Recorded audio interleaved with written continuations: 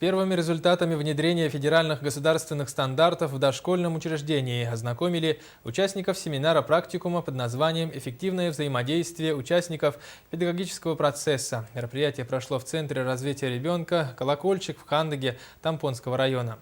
Передает наш корреспондент Мария Винокурова. В райцентре Тампонского улуса действуют 3 дошкольных образовательных учреждения, один из которых, детский сад «Колокольчик», под руководством Ольги Немцевой с 2012 года работает как Центр развития ребенка.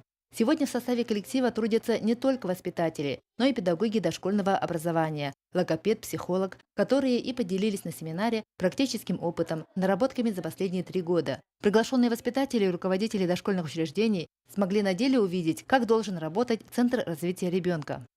Конечно же, отличие Центра развития ребенка от дошкольных учреждений тем, что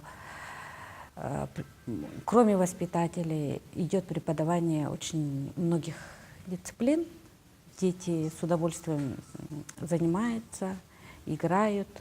Молодые педагоги Центра развития «Колокольчик» показали мастер-классы по обучению детей старшего дошкольного возраста шахматам, якутской национальной культуре, пластинографии. Участники семинара на один день превратились в обычных мальчишек и девчонок и своими руками лепили пластилиновые картины. Вслед за логопедом повторяли незатейливые упражнения.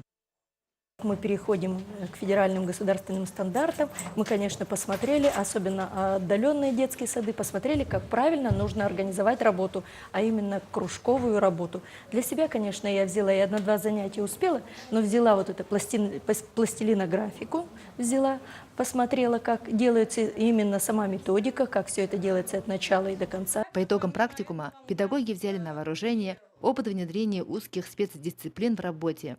Преподавателям дополнительного образования вручены сертификаты Тампонского управления образования. Мария Винокурова, Тилсан Толстяков, НВК ЗХ, Хандыга.